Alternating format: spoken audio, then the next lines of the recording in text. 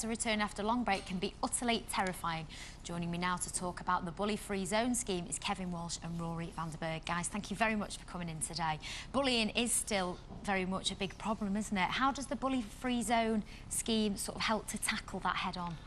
Bully-free zone tackle bullying by, we've got a family support project where young people and families and children who are affected by bullying can phone us and receive advice and support. And we also deliver one-to-one support to children and young people who need the support as well. We also run a volunteer programme supporting young people to set up peer support schemes and peer mediation schemes in schools, colleges and other organisations as well. Yeah. Now, you're the volunteer coordinator, aren't you? Rory, you're one of the volunteers. We're speaking to you a little bit later about how you've gotten involved. How much organisation does something like this take? Because presumably you're relying on quite a lot of numbers of volunteers, aren't you, who are giving up their time purely to speak to people, to help them sort of overcome some of the problems or help give them a solution, really, as to how they can deal with it in their everyday lives. It does take a lot of organising. A lot of the work we do is within schools and colleges across Bolton and Manchester. So we'll get in touch with the colleges or they'll get in touch with us about developing a scheme with young people, and we'll go in and we'll discuss how to set it up and what support it would be needed from within the college as well as from us. So the calls that you have to the bully-free zone support line, first of all, it's not just people that are young people that are being bullied, is it? It's parents of and teachers of who may be aware of a problem. They're looking for practical advice as well, aren't they? A large amount of the calls we get will be from parents or professionals who've got a young person who is being bullied and they want to know how to support them, how we can support them as well, or things like how to discuss the matter with schools. Perhaps they've been in conversation with the schools and things have gone a bit stale and they need to see where they can go from there. So we'll get involved and help them in that way. So it's practical tips really of how to tackle head on. Now, Rory, you're one of the volunteers there, aren't you? Tell me how you got involved in the scheme. Through school, I was a senior prefect at school and I was dealing with more pastoral things like the first years. Yeah.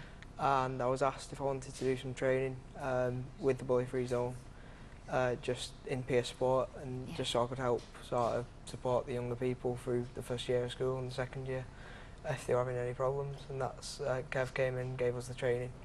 And there were a group of us that did it and became Millennium Volunteers, and that's about it. So Millennium Volunteers, for people that don't know, it's an accredited scheme, isn't it, for young people, where you can accumulate hours and you get recognition for volunteer and help work that you do in the community, don't you? So it's a really good thing to have on your CV, as well as sort of development for yourself and to know that you are helping young people out there, isn't it? Yeah, it is. It's a great thing to have on your CV. It looks really good, and it's...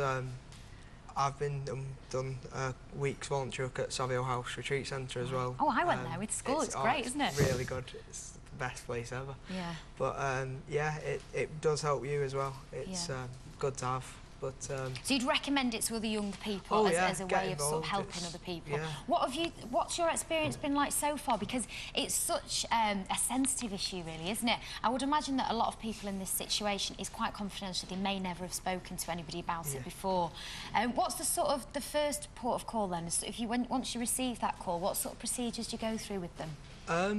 Just sort of let them talk, let them get the problem across, just listen to them. And I just think that's the important bit, let them get it off the chest and try not to give like direct advice, but sort of say what might help them, if you know what I mean. I think that's key there, what you've just said, that sometimes you just need somebody to talk to share it with, and to rationalise, because when you're going through something like bullying, it's just your whole world and it just consumes everything, and it is very terrifying. It's a fabulous support network that you're offering there, and I hope that it can see. We've got the website up on the screen now. It's bullyfreezone.co.uk, so people can get in touch through that. There's also a number as well, isn't there? Yeah, there's a people can get in touch with our family support service. So I'll just find out more about Bully-Free Zone and the work we do by calling Bolton 01204. I think we've got the number there. 454 958. That's the one. All the information's there. Don't want to be doing that. Doing that, Kevin. Well, thank you very much for coming in. As I say, it's a fabulous support that you're offering to people, so best of luck with it all. Thanks. Thank you. We're going to go to a quick break now, but do join us again in a couple of minutes for the latest sports headlines, and as part of our Back to School